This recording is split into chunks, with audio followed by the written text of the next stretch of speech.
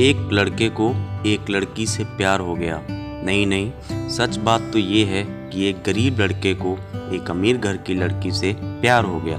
लड़के का नाम मोहन और लड़की का नाम विद्या था। विद्या के प्यार में पागल मोहन अपने आप पर काबू न रख सका। एक दिन उसने विद्या को प्रपोज कर दिया। सोचिए आगे क्या हुआ होगा। आपने बिल्कुल सही समझा। अमीर लड़की विद्या ने उसका मजाक उड़ाते हुए कहा, तुम्हारी पूरे महीने की कमाई और मेरे एक दिन का खर्चा बराबर है। बस इतनी ही बराबरी है हम दोनों में, और हम दोनों में फ़र्क ज़मीन और आसमान जैसा है। तुम क्या सोचते हो कि तुम जैसे किसी भी लड़के से मैं शादी कर सकती हूँ? मैं तुमसे कभी प्यार करना तो दूर, ऐसा सोचना भी पसंद नहीं करूँगी। इसलिए मेरे बारे में भूल जाओ और अपने लायक की किसी और लड़की को ढूंढो और उससे शादी करो। प्रेम, लव, स्नेह कितने प्यारे शब्द हैं ना। हाँ, मगर सबके लिए नहीं। कम से कम प्यार में ठुकराए गए या धोखा खाए लोगों के लिए तो नहीं। आज हम ऐसी ही एक अधूरी प्रेम कहानी आपके साथ साझा कर रहे हैं। सोचिए कि आप किसी लड़की से बेपनाह मोहब्बत करते हो और वो आपको इतनी कठोरता से शब्दों के तीर आपके प्यार भरे दिल पर छोड़ दे तो कैसी हालत होगी आपकी। बेचारा मोहन आहत होकर खून के आंसू पीकर वहाँ से सिर झुकाकर चला गया। इतनी कठोरता से ठुकराए जाने के बावजूद पता नहीं क्यों मोहन उसे कभी भी भुला नहीं पाया। शायद सच्चा प्यार भुलाए नहीं भूलता। इस घटना को लगभग 15 साल बीत गए। एक दिन मोहन और विद्या गलती से एक मॉल में एक दूसरे से टकरा गए। विद्या ने तुरंत मोहन को पहचान लिया और कहा, अरे मोहन, तुमने अपने लायक कोई लड़की ढूंढकर उससे शादी की या नहीं? मैंने बहुत ही स्मार्ट लड़के से शादी कर ली है जिसकी एक महीने की सैलरी 5 लाख रुपए है।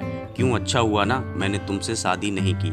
मोहन विद्या की अब भी परवाह करता था। उसने आज भी पहले की तरह उसके दर्दनाक शब्दों को सुनकर अपने आंसू रोक लिए और कुछ नहीं कहा।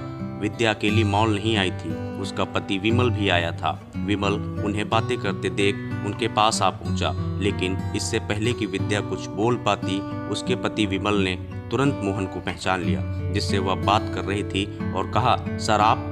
गुड आफ्टरनून सर, मुझे लगता है कि आप मेरी पत्नी से मिल चुके हो। इनका नाम विद्या है। गुड आफ्टरनून, मोहन ने लड़की के पति विमल से कहा। फिर विमल ने अपनी पत्नी विद्या को बोला, डार्लिंग, मैं चाहूँगा कि तुम मेरे बॉस से मिलो। ये 100 करोड़ के उसी प्रोजेक्ट के मालिक हैं जिस पर मैं काम कर रहा हूँ। विद्या ये सुनकर हैरान रह गई। अब साफ दिखाई पड़ रहा था कि ना तो उसकी आंखें ना ही मुंह कुछ भी कह पाएं, ऐसी स्थिति में थी। मोहन बस मुस्कुराया और कहा, ठीक है मिस्टर विमल, मुझे जाना होगा। मेरे पास करने के लिए बहुत महत्वपूर्ण चीज़ें बाकी हैं। आज आपको देखकर बहुत अच्छा लगा। आपका दिन अच्छा रहे। कुछ देर के लिए विमल विद्या बस मोहन को जाते हुए देखते ही रहे।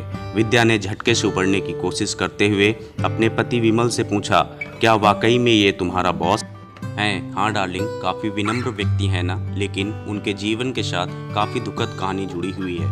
उन्होंने एक बार मुझे कहा था कि वह एक लड़की से प्यार करते थे, लेकिन उसने उन्हें छोड़ दिया क्योंकि वह तब बहुत गरीब थे। इसी वजह से उन्होंने जीवन में कड़ी मेहनत की और इस बड़े मुकाम पर पहुंच गए। अब वह एक करोड़पति हैं जो एक महीने में लाखों डॉलर कमाते हैं। लेकिन मैं ये ज़रूर कहूँगा कि वो उस लड़की से एकदम सच्चा प्यार करते थे, इसलिए वो आज भी अपने जीवन में आगे नहीं बढ़ पाए। उन्होंने अब तक शादी नहीं की है। विमल उसके गुणगान गाता रहा। विमल ने कहा, कितनी खुशनसीब होती वह लड़की अगर इस भले आदमी से शादी कर लेती। विद्या पूरी तरह से सदमे में थी और एक शब्द भी नहीं बोल सकी।